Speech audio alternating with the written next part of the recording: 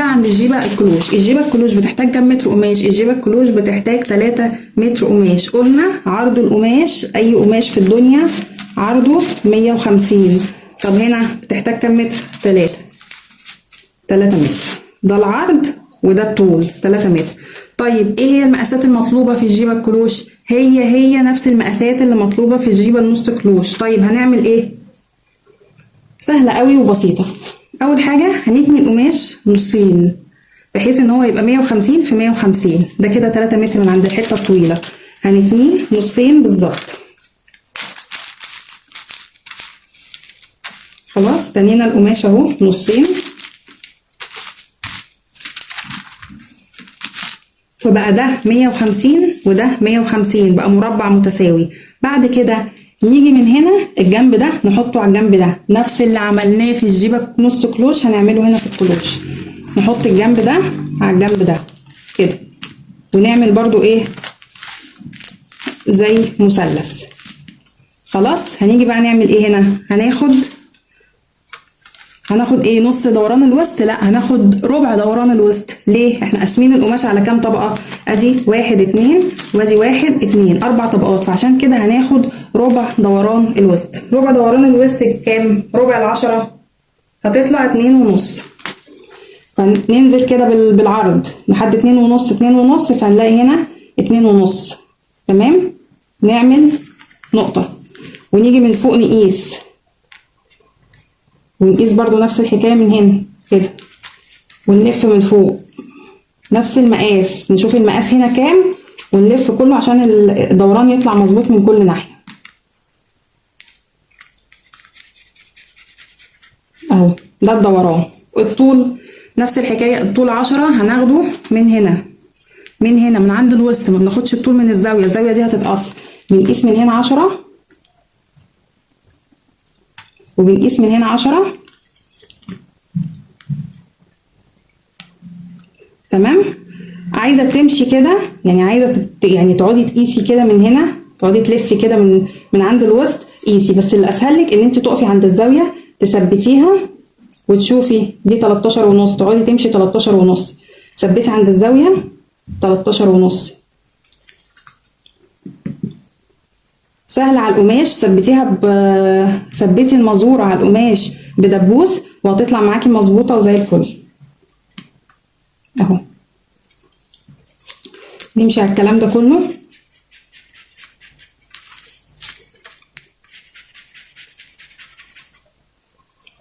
نقص بقى.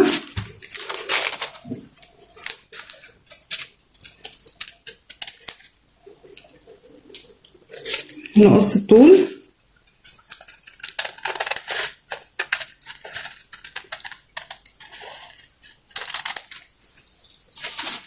تمام كده احنا خلصنا. هي دي الجيبه الكلوش، بتبقى عامله كده. تمام، بتبقى هي دي شكلها. بنخلي الخياطه برضو من ورا نفس اللي احنا عملناه في الجيبه النص كلوش هنعمله في الكلوش. الخياطه بتبقى من ورا هنا، بنخيط واحنا سايبين مسافه الخياطه والسوسته، ونخيط ونركب السوسته من فوق ونركب القمر، وبيبقى هو ده الشكل النهائي بتاعها. ده الكلوش. طيب نفترض احنا عايزين نعمل جيبه دبل كلوش. الدبل كلوش بتحتاج كام متر؟ الدبل كلوش بتحتاج 6 متر لانها بتبقى ضعف دي. خلاص، في طريقه تعمليها انك تجيبي القماش 6 متر وكده، بس هتطلع منك قصيره. انا هقولك على طريقه سهله اسهل بكتير قوي قوي قوي من كل الدوشه دي. هنجيب قطعتين قماش. خلاص، هنجيب حتتين زي ما عملنا في الكلوش، هنعمل 2 جيبه كلوش.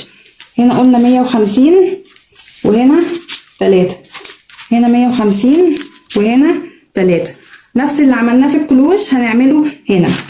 الجيبه الدبل كلوش بتبقى جيبتين كلوش في بعض، دي اسهل طريقه ممكن تعمليها.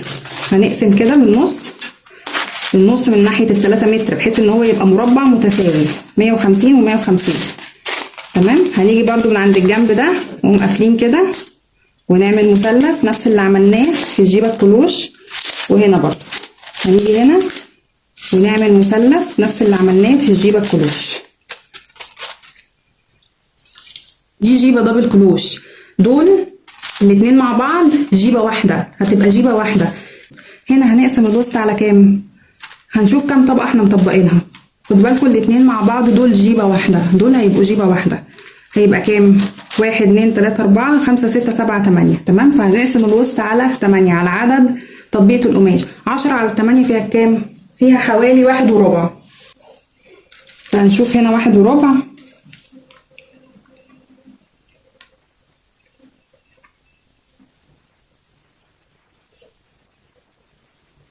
تمام؟ والطول، طول الجيبة 10. هنقيس 10 من هنا كده.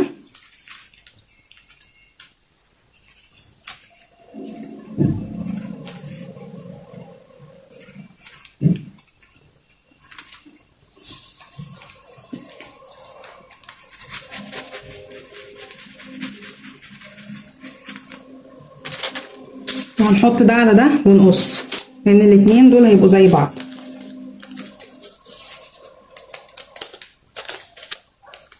هنقص الطول مع الطول.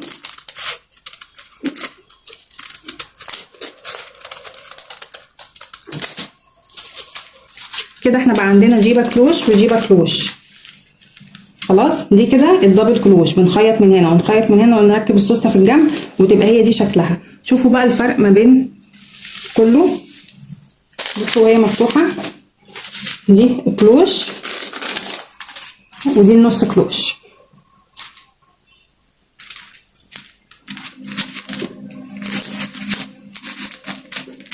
بصوا الفرق ما بين الجيب، نص كلوش، كلوش، دبل كلوش. بس كده خلاص احنا كده خلصنا انواع الجيب التلاتة، النص كلوش والكلوش والدبل كلوش. عايزين تعملوا الدبل كلوش تبقى كلها ماسكه على بعضها من غير ما تبقى فيها خياطه من هنا، ممكن اعملها لكم، بس غالبا بتطلع قصيره ما بتطلعش طويله لتحت. دي كده بتبقى طالعه طويله.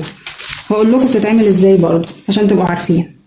لو عايزين تعملوا الدبل كلوش بقماش على بعضها كده من غير ما تخيطوا 2 كلوش، ولو ان موضوع انك تخيطي 2 كلوش في بعض اسهل بكتير، فهقولك جبنا حته القماشه قلنا احنا عايزينها 6 متر. ده الطول 6، الدبل بيبقى 6، والعرض هو 150 ما بيتغيرش. هنعمل ايه؟ هنقسم القماشه كده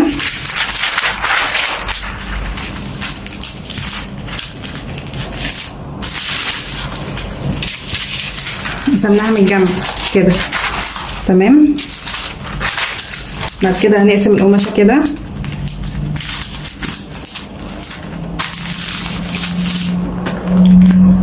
خلاص. تمام كده الجنب ده مقفول والجنب ده مقفول، الجنبين دول مقفولين. بعد كده هنجيب الجنب المقفول على الجنب المقفول، ده مقفول وده مقفول. هنجيب ده على ده وهنعمل مثلث كده. احنا قاسمين القماش على كام؟ قاسمينه على 8. فهناخد مش دوران الوسط بقى، هنقسمه على كام؟ هنقسمه على 8 برضه. هيطلع 1 وربع مثلا.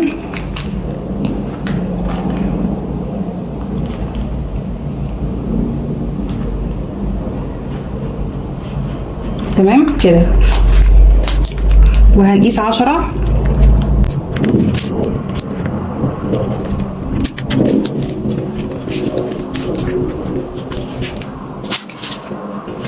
وهنقص.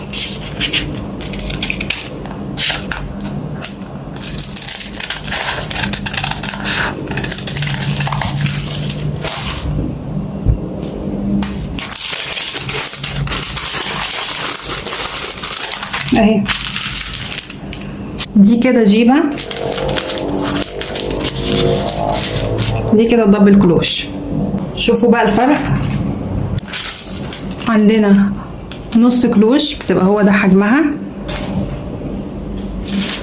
عندنا الكلوش بيبقى هو كده، ودي الدبل كلوش تبقى هي كده. دي مقفولة، لو عايزينها من جنب واحد هنفتح من هنا كده عشان نعرف نركب السوستة هنسيب الخياطة. هنفتح من هنا كده وهتبقى كده. تمام. نص كلوش، كلوش، دبل كلوش. ودي الدبل كلوش برضو اللي هي اتنين في بعض، دي زي دي بالظبط، ده اتنين في بعض وده اتنين في بعض. خلاص بصوا الفرق ما بين الاتنين اهو، دي كلها مقفولة ودي لما تكون اتنين متركبين في بعض ومتخيطين في بعض. بس كده، هي دي انواع الجيب، النص كلوش والكلوش والدبل كلوش. لو لسه ما اشتركتيش في القناه يا ريت تشتركي، ويا ريت تكتبي لي تحت في التعليقات انت بتفهمي فعلا من الشرح ده ولا في اي حاجه مش مفهومه عشان اعدلها في الفيديوهات الجايه. وشكرا.